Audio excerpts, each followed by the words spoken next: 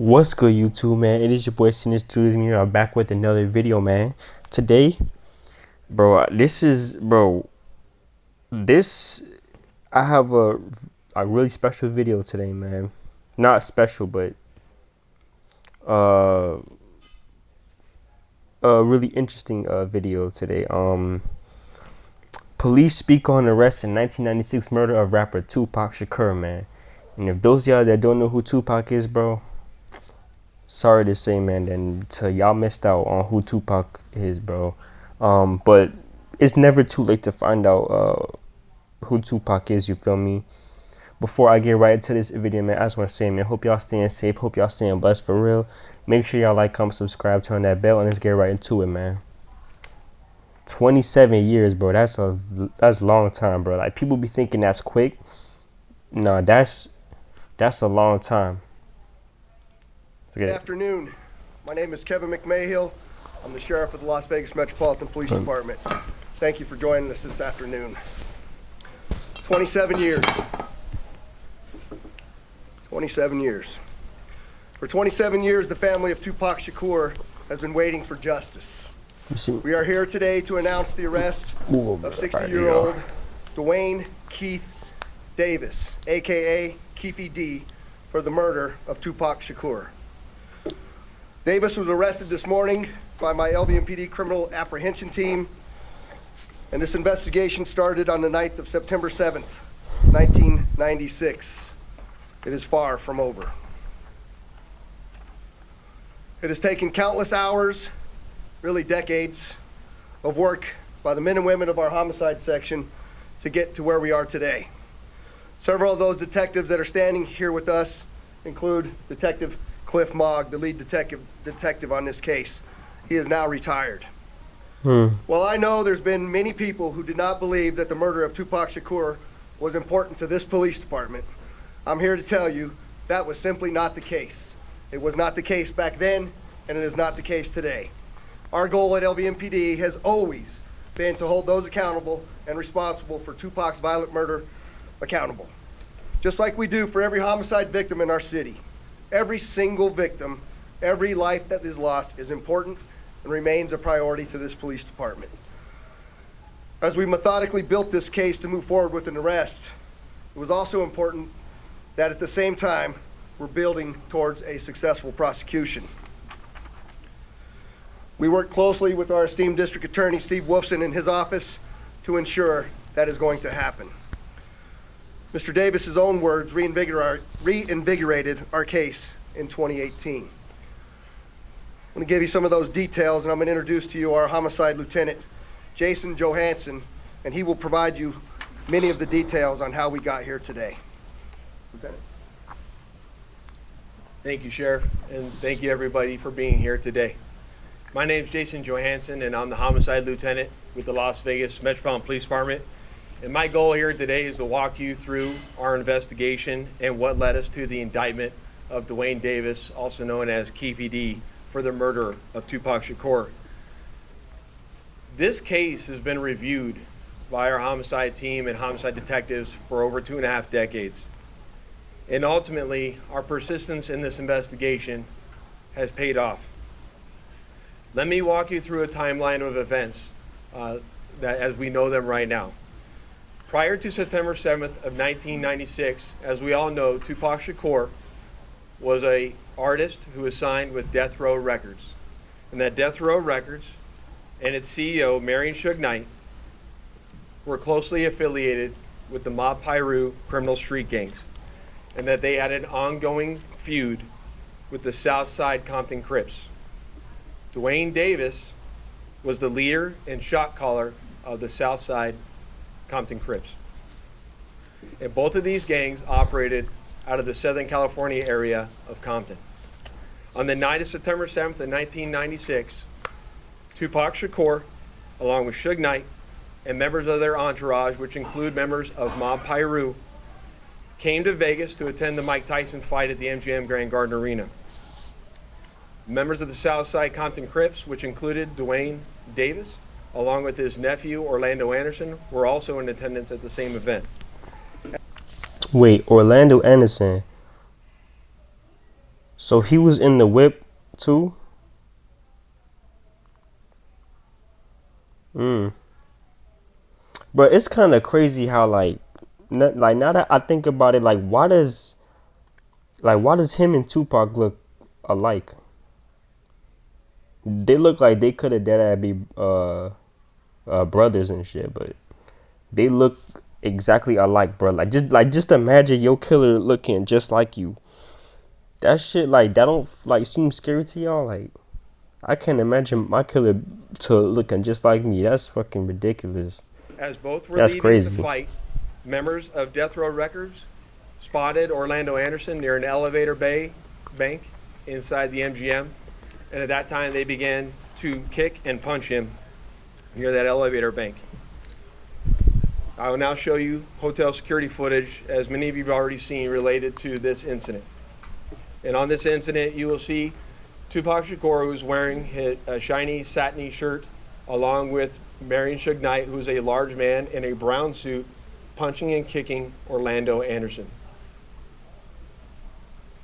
Following this incident, you'll see hotel security intervene, and then they will leave the area of the fight.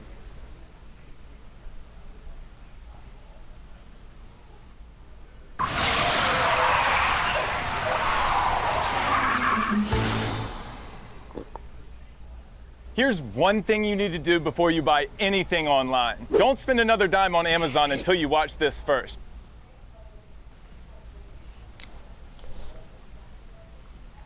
Little did anyone know that it is this incident right here that would ultimately lead to the retaliatory shooting and death of Tupac Shakur.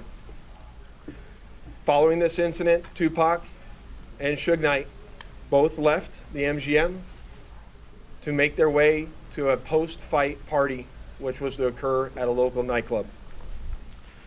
At the same time, word had spread amongst members of the Southside Compton Crips of what had occurred inside the MGM, and then that's when Dwayne Davis began to devise a plan to obtain a firearm and retaliate against Suge Knight and Mr. Shakur for what occurred inside the hotel against Mr. Anderson. After Davis obtained a gun, he entered into a white Cadillac along with Terrence Brown, DeAndre Smith, and Orlando Anderson. Oh, so they all deceased. Based on our investigation, this is where we know they were seated. At some point in time, as they were in the white Cadillac, Mr. Davis took the gun that he had obtained and provided it to the passengers in the rear seat of the vehicle. As they were yeah, they all did. That's crazy. Flamingo Road near Koval, they located the black BMW, which was driven by Suge Knight, and then the passenger seat was Tupac Shakur. And as they turned around, they pulled up near the passenger side of that vehicle and immediately began shooting at Mr. Knight and Mr. Shakur. Following that shooting, the white Cadillac fled the area southbound on Koval. And after our officers arrived on scene, Tupac was later transported to the University Medical Center, where he was treated medically and died approximately 6 days later on September 13th.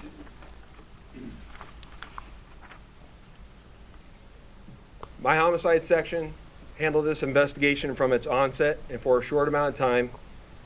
And within a short amount of time, what we knew was that we were working a gang investigation where our victims, our witnesses, and our suspects were all from Southern California and not local to Las Vegas. Within the first few months of the so they all from Cali and they pulled up. They got the drop on Tupac in Las Vegas, and they all from Cali. Okay. Investigation, our detectives knew most of the information I just briefed you on. However, we never had the necessary evidence to bring this case forward and present it for criminal charges. As time went on, this case had been reviewed multiple times by different investigators assigned to my section, but it wasn't until 2018 that this case was reinvigorated as additional information came to light related to this homicide. Specifically, Dwayne Davis's own admissions to his involvement in this homicide investigation that he provided to numerous different media outlets. In our section, we knew at this time that this was likely our last time to take a run at this case to successfully solve this case and bring forth a criminal charge. It was at that time that this case was assigned to Cliff Mogg, a detective within my homicide section. And over the last 5 years, my section worked closely, hand in hand with the Clark County District Attorney's Office, and followed a systematic investigative plan over the last 5 years. We've conducted countless interviews and corroborated numerous facts that were not only consistent with the crime scene on the night of the incident, but also corroborated and were consistent with the sequence of events that night. This ultimately led to us procuring a search warrant which was executed at Mr. Davis's residence in Henderson, Nevada. And following the execution of that search warrant, in close coordination with the District Attorney's Office, this case was presented to the grand jury, which ultimately led to Davis being indicted on charges of murder. Before I hand it off to the District Attorney's Office, I would be remiss if I didn't thank Detective Mogg and all the other detectives that were not only assigned this case and reviewed this case, but all the other detectives from other agencies that assisted us in this investigation. They know who they are, and thank you very much for all the assistance you provided. It does not go unnoticed. And lastly, one of the most important things, in my opinion, is we need to make this be a reminder that the charge of murder does not have a statute of limitations. Right. This agency has been and is invested in solving our cold case homicides so that we can bring closure to those families and justice for those victims of homicide. And with that, I will turn it over to the Clark County District Attorney, Steve Wilson. Because you've always put yourself last. Because you've always done everything.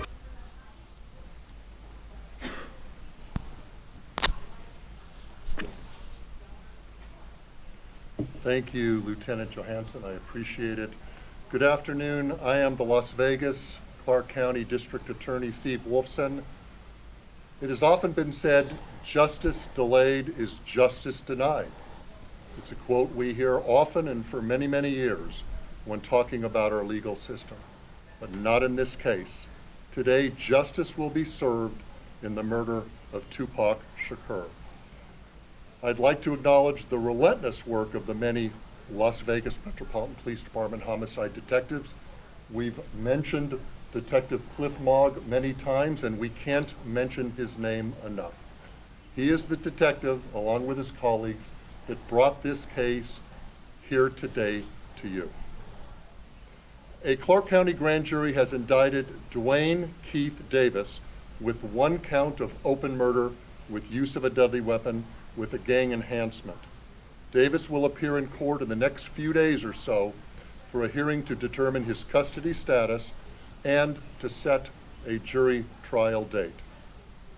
This grand jury has been receiving evidence for months and has determined there is sufficient evidence to justify the filing of this criminal indictment. I've assigned 2 of my top prosecutors, Mark DiGiacomo and Banu Palal, to prosecute this case. I know a lot of people have been watching and waiting for this day. Tupac Shakur is a music legend, and for a long time, this community and worldwide have been wanting justice for Tupac. Today, we are taking that first step. Tupac was actually quoted as saying, "Death is not the greatest loss in life.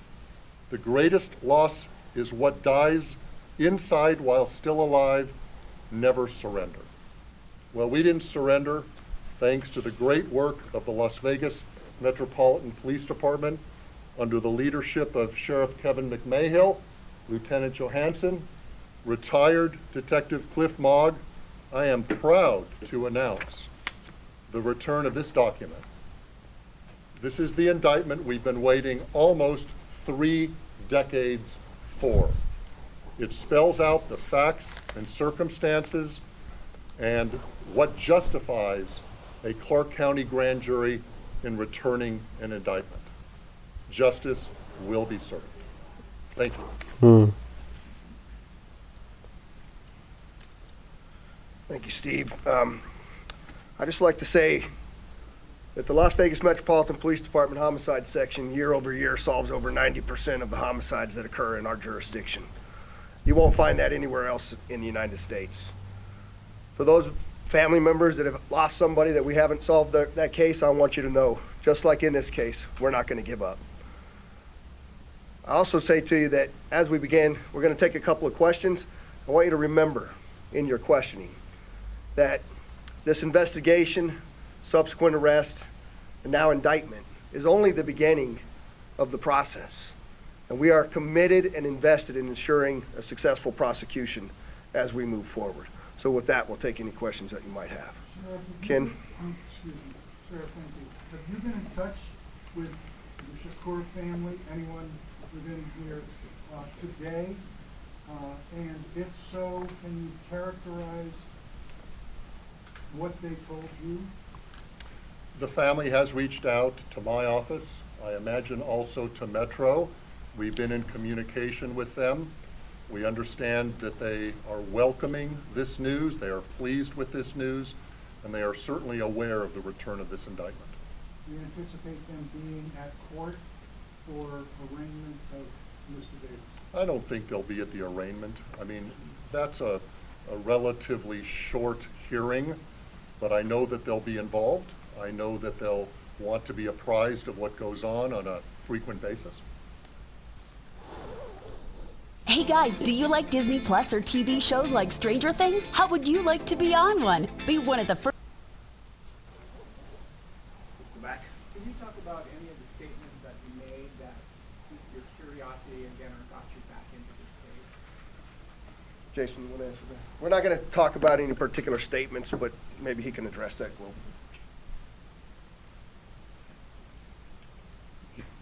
What I'll say is there's a lot that's going to come out when it comes time for trial, but he provides his own series of statements that are very consistent with the evidence that we have on the scene that we've obtained through our investigation. I'll leave it at that. Did you identify anything that came from the raid, the service of the warrant in July that you didn't know before? Yeah, that's a good question. What I'll say about the search warrant that we did in July, that we obtained information or evidence during that execution of that search warrant that corroborated information obtained through our investigation, and I'll leave it at that until we go to trial. Go ahead. Hello, I'm Caitlin with Channel 3. So I know that this was obviously a big move. Is there anyone else being looked at this point? I know a lot of people have passed away since this incident, but is anyone else being looked at as part of this investigation? So as I stated earlier, in this case, the only living suspect related to this investigation is Dwayne Davis. All other 3 suspects are deceased. Bro, did they not look at the fucking TV screen and see that all 3 were deceased? I don't know. Steve, can you talk about the murder charge if he is not the one believed to have pulled the trigger? Yes, well, under Nevada law, and this is the law in most states in this country, you can be charged with a crime whether you're directly involved or whether you're an aider and abetter. We have an aiding and abetting statute, which provides that if you help somebody commit a crime, you can be equally as guilty. The best example is 2 guys that agree to commit a bank robbery, and one of them goes into the bank with a gun and actually commits the robbery, and the other guy is the getaway driver. Never went in the bank. Duh. He assisted the guy that went in the bank, so he's equally guilty. Yeah, exactly, That is one because of the theories. exactly, because like you helping them escape, even though you not in there doing the robbery too. You the getaway driver, you still getting locked up because you helping whoever you robbing the bank with escape. So it's like, I mean, it makes sense, but yeah. Theories in this case as well. Last question. Do investigators believe that Davis was the only person behind the plan to kill Tupac, or was he one of multiple people who came up with this plan? I think the best way to characterize that is Dwayne Davis was the shot caller for this group of individuals that committed this crime, and he orchestrated the plan that was carried out to commit this crime. And can you say how he obtained the gun or who he obtained it from? We know that he obtained it from a close associate. That a lot of the actual details of who specifically, all that come out at trial, but he obtained it from a close associate of his. Thank you for coming. Appreciate it. Thank you. Can you say anything to Davis that said anything since? If I told you for $1 down, I could get you into Apple laptop, gaming PC. Yo, man, that's gonna cap it off, man. 27 years since the passing of damn, man, almost 3 decades, man, and now he want to come forward or probably snitch on himself. You feel me? It's crazy, man. I'm glad they got the justice that they deserve. You feel me? Make sure y'all like, comment, subscribe, man. RP Tupac. You feel me? Make sure y'all like, comment, subscribe, turn that bell, man. Make sure y'all like fuck. Make sure y'all stay safe. Y'all stay blessed, man. I'm out, man. Peace.